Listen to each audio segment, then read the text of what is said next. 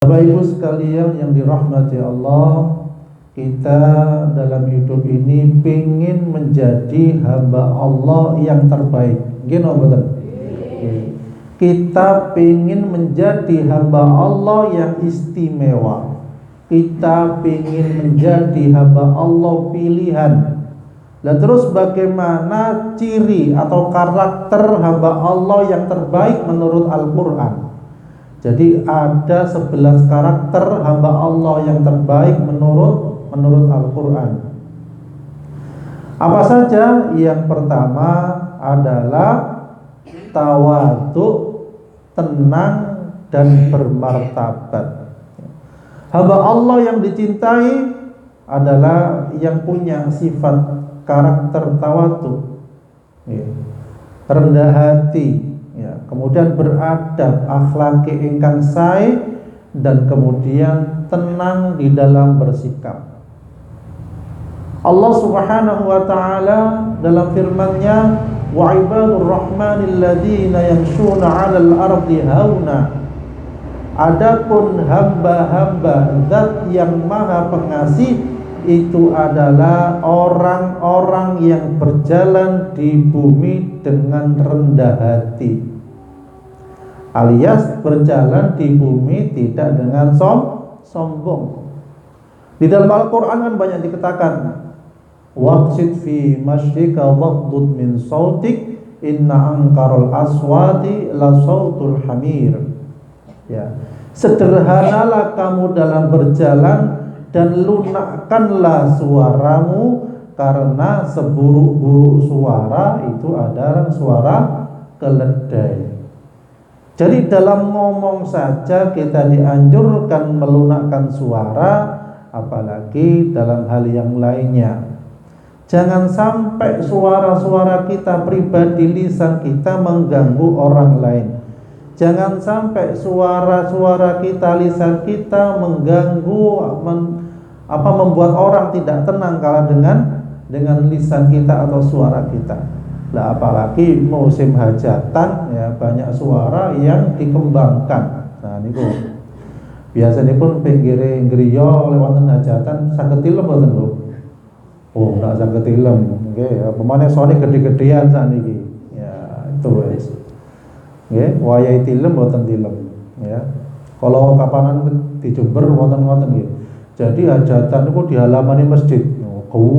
Banter suaranya, masyaallah. Jadi itu juga merusak kehormatan masjid, ya. Jadi karena di perumahan sempit sehingga pernikahan diadakan di halaman masjid. Ya. Jadi tenang. Hamba Allah pilihan itu sifatnya tawadhu, tenang dan bermartabat, tidak sombong, karena semua ini hanya titipan dari Allah Subhanahu wa taala. Apa yang disombongkan? Ya, wajah tubuh kita lama-lama juga akan menyusut. Lama-lama juga akan kita sama-sama dikubur di dalam tanah, ya. Begitu juga dengan rumah juga akan kita tinggalkan, harta kekayaan juga akan kita tinggalkan. Ya, semua itu bisa berfungsi kalau dimanfaatkan di jalan Allah Subhanahu wa taala. Ya. Jadi tenang. Ya ayyatuhan nafsul mutmainnah irji'i ila rabbiki radiyatan mardiyah. Ya. Jadi Allah Subhanahu wa taala itu memanggil jiwa yang tenang. Jiwa yang tenang itu adalah jiwa yang dekat dengan Allah Subhanahu wa taala. Mungkin perkataan tenang niki sepele, tapi kalau diruntut ternyata untuk mendapatkan ketenangan itu butuh pengorbanan. Gini mboten? Beribadah ben tenang, salat ben tenang, baca Quran ben tenang, zikir ben tenang. Nggih. Bahkan tidak tenang, sudah salat, sudah zikir kok tidak tenang, akhirnya sedekah supaya tenang. Jadi kata-kata tenang niku simpel tetapi perlu perjuangan. Panjenengan di majelis taklim untuk mendapatkan apa? Ketenangan. Masya Allah. Tenang. Jadi kata sing tenang di majelis taklim, khusyuk, dingklu, Masya Allah. Ternyata kesirapnya. Kata ngoten nggih. Biasanya Jumatan Bapak-bapak nggih. Jumatan jarang sing melek mendelik kan jarang, rata-rata kali dinglu ketoke khusuk. Maka di Jumatan itu menenangkan ya, tetapi kita harus tahu diri bahwasanya sebelum Jumatan sebaiknya istirahat dulu, tidur sejenak, entah 1 jam, jam 9, jam 10 tidur. Sehingga ketika Jumatan itu sakit bisa mendengarkan khutbah Jumat. Ya. Apalagi khotibnya Jumat harus ngerti. Waktu siang orang banyak ngantuk, khutbahnya jangan panjang-panjang, paling tidak 10 menit ya Pak ya. 10 menit cukup atau 15 menit sudah total semua. Ya paling 20 menit itu sudah. Ya, tapi kita pun sebagai makmum bisa menyesuaikan diri, ya, sehingga sebelum Jumatan istirahat dulu. Ya. Ketika Jumatan itu fresh karena menghadap Allah Subhanahu wa taala. Ya. Jangan sampai Jumatan itu karena semacam kayak pindah tidur, ya. Wasel nangis sabin nangis sawah Jumatan langsung ngorok. Nah, Masya Allah. Ya. Kemudian menjadi hamba yang istimewa yang kedua itu adalah mengabaikan sikap orang jahil. Ya. Orang jahil itu orang apa? Orang engkang bodoh. Bodoh itu bukan berarti nggak bertitel. Ya. Bodoh itu bukan berarti nggak bergelar. Tapi orang jahil itu tidak bisa meneladani Rasulullah Sallallahu Alaihi Wasallam, baik dalam sikap, dalam kata, dalam tutur kata, dalam perbuatan. Itu tidak bisa meneladani Rasulullah, malah menyimpang dari Rasulullah. Itu namanya orang jahil. Ya. Sampai dikatakan wa idza khatabahumul jahiluna qalu salama. Jika Al-Qur'an mengatakan ngoten. Dan apabila orang-orang bodoh menyapa mereka dengan kata-kata yang menghina, mereka mengucapkan salam. Ya. Jadi tidak membalas dengan balasan yang lebih dari itu, tapi membalas kebaikan salam. Ya. Dalam ayat yang lain juga dikatakan wa idza sami'ul lagwa a'radu anhu wa qalu lana a'maluna walakum a'malukum salamun alaikum la nabdaghil jahilin. Dan apabila mereka mendengar perkataan yang buruk, mereka berpaling darinya dan berkata, bagi kami amal-amal kami dan bagimu amal-amal kamu, semoga selamatlah kamu, kami tidak ingin bergaul dengan orang-orang bodoh. Maksudipun pripun iki secara garis besarnya, ketika kita dijelek-jelekan, diolok-olok kali orang, nggih sinten mawon, maka kita amalku dhewe, amamu ya amalmu, mugi-mugi selamat kamu. Ya, jadi walaupun diejek, diolok-olok, niki di Al-Qur'an dianjurkan mendoakan, semoga selamatlah kamu. Ngoten dalam Al-Qur'an. Dan kami tidak ingin bergaul dengan orang-orang bodoh. Maksudnya jangan berkumpul dengan mereka yang selalu mengolok-olok, khawatir ketularan. Tiang yang berkumpul dengan orang yang sering ngerasan-ngerasan, akhirnya kupingnya panas. Teng pundi-pundi cerita iko, teng pundi malih cerita iku. Akhirnya sak desa niku ngerti ceritane gara-gara bergaul dengan orang yang sering rasan-rasan. Akhirnya melok dosa. Rekamane ten otake niku kathah. Dengan melangkah tangga situ aku tahu diceritani ngene. Tangga sing kulon tahu diceritani ngene. Tangga wetan ceritane kaya ngene. Kabeh ngerti. Lah niku menyibukkan pikiran kita, menjadi beban kita di dunia, apalagi di akhirat. Mendingan boten semerap. Lah ngoten nggih. Semerap api mawon. Lah ngoten nggih. Kecuali wala ikwata, khawatir kita niku tertimpa bencana karena dia mboten napa-napa. Tapi jangan sampai dominan seseorang itu menilai kesalahan sedikit seseorang sehingga dibesar-besarkan. Nah, niku harus dijauhi. Kemudian yang ketiga adalah supaya menjadi hamba yang istimewa itu semangat sholat malam. Insyaallah ibu-ibu, bapak-bapak wis rutin nggih Bu nggih. Insyaallah rutin jam 3 bangun, jam kali bangun ibu bapak-bapak nih, masyaallah. Kula yakin nggih. Duka bangunnya mboten tilem malih kan? Mboten insyaallah, mboten masak-masak siap-siap masyaallah ya. Jadi semangat sholat malam karena ingin mendapatkan pahala dari Allah Subhanahu wa taala. Walladzina yabituna lirabbihim sujjadan wa qiyama. dan orang-orang yang menghabiskan waktu malam untuk beribadah kepada Tuhan mereka dengan bersujud dan berdiri.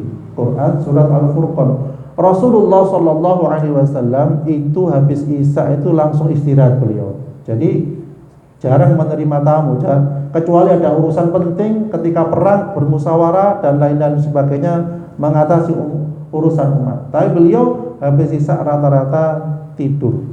Nanti tengah malam bangun sehingga beliau sholat malam, dan sholat malamnya beliau niku berdirinya lama, ya. Kemudian bacaannya juga panjang, dan juga beliau sampai kakinya bengkak karena menjalankan sholat malam.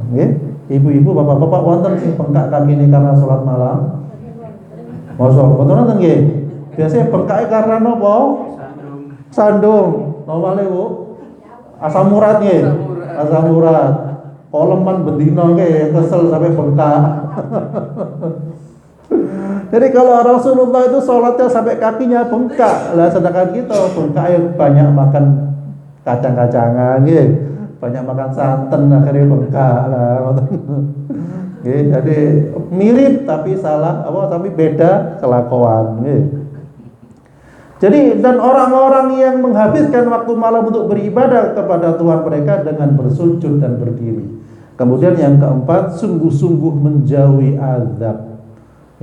Hamba Allah yang terbaik sangat takut jika Allah Ta'ala menimpakan azab kepada mereka, sehingga mereka sangat sungguh-sungguh dalam menjauhi segala bentuk perbuatan yang menjadi sebab datangnya azab. Allah Subhanahu wa Ta'ala berfirman, walladzina yaquluna rabbana sirif 'anna 'adzaba jahannam inna 'adzabaha kana gharama. Jadi orang-orang beriman itu sangat bersungguh-sungguh agar tidak diturunkan azab. Dengan cara apa? Amar ma'ruf nahi munkar. Dengan cara apa? Dengan cara amal soleh. Dengan cara apa? Banyak beristighfar. Di sisi lain banyak orang yang mungkin hura-hura, foya-foya. Kita dianjurkan banyak istighfar. Bisa jadi istighfar kita, majelis ilmu kita sekarang ini, majelis ta'lim kita ini, kemudian zikir kita, sholat jamaah kita, inilah yang meredam murkanya Allah. Zikir kita, majelis ilmu kita, insya Allah meredam murkanya Allah.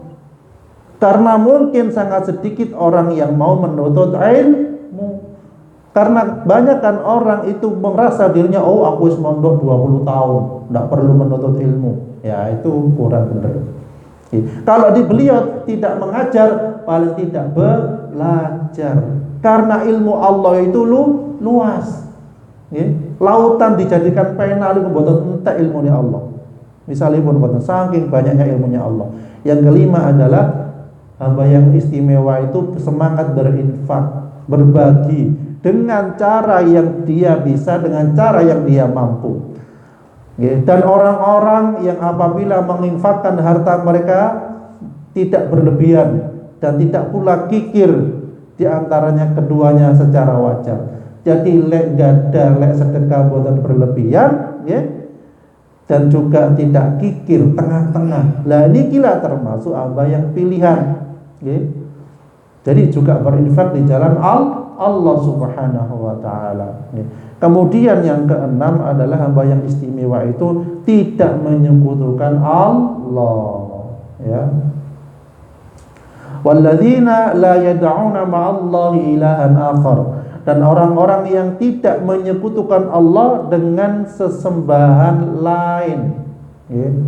Boten angsal, misalnya sakniki musim mantenan, wonten hajat, ngepin boten udan di sarang, gitu. Kalau ini lo mendungin nawaman, masya Allah, tak kira udan, ternyata kok boten gitu. Kalau kadang curiga, apa di sarang ini.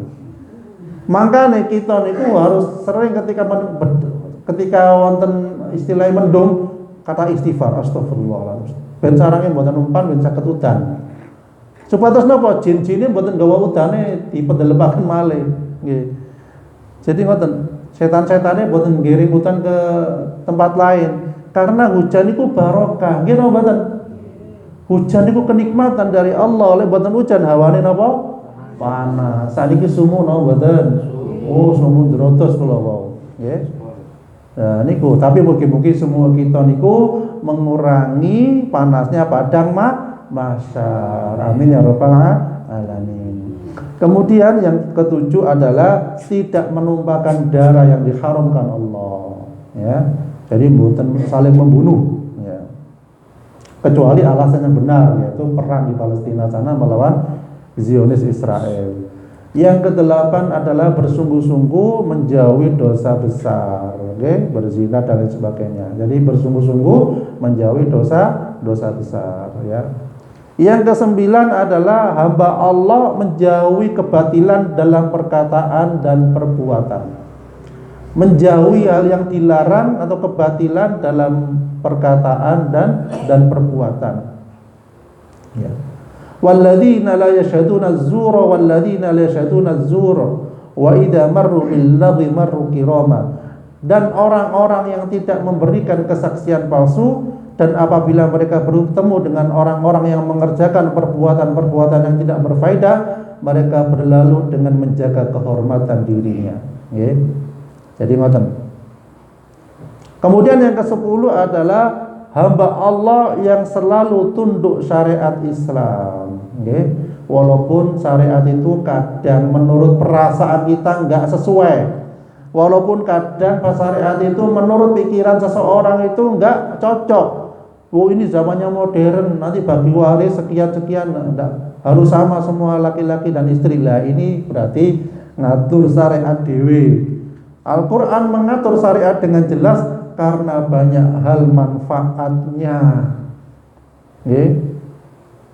Mungkin pikiran manusia itu yang tidak nutut, ya. Bukannya Al-Quran yang salah, manusianya yang kurang belajar. Okay? Kemudian syariat itu adalah membawa kejayaan. Syariat itu membawa kebahagiaan.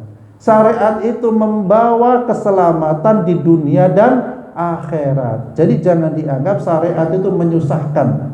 Manusianya lah yang harus menyesuaikan dengan syariat, dengan terus belajar, dengan terus beribadah, dengan terus mohon ampun kepada Allah Subhanahu wa taala agar dirinya siap menerima syariat yang diturunkan oleh Allah dan Rasul-Nya. Ya. Jadi seperti itu. Nutup aurat sumuk misalnya ngoten nggih Bu nggih. Wis kok usah jilbaban peluntusan. Nah, itu secara pandangan kasat mata manusia, padahal itu penting menutup aurat, wajib. Nggih. Jadi ngoten. Nah, kemudian yang terakhir yang ke-11 adalah hamba yang istimewa itu hamba Allah peduli terhadap kebaikan bersama. Peduli kesosialan dengan yang lainnya, peduli menolong antara satu dengan yang lainnya. Salah satu bentuk peduli niku bisa bermacam-macam hal yang bisa kita lakukan. Kita menyiapkan herbal atau jamu atau apapun, kemudian kita menyediakan air, itu termasuk bentuk peduli. Ada kisah-kisah tentang sahabat Rasulullah yang menyediakan sumur air untuk masyarakat banyak, masya Allah pahalanya surga. Loh, kita punya kesempatan, sangat punya kesempatan. Jenengan punya sumur bor misalnya, disalurkan kepada saudara yang lain, masya Allah pahalanya kathah. Tiap hari minum, yang minum sumur bor dari jenengan itu tiange sholat, tiange ngaji, kira-kira dapat pahala apa enggak? Dapat pahala jenengan yang punya sumur bor. Itu salah satu misalipun, okay? Ataupun bentuk kebaikan yang lainnya. Jadi kata-kata terakhir yang bisa kita lakukan adalah kita harus berusaha melakukan kebaikan, bukan hanya untuk diri kita, untuk anak cucu kita.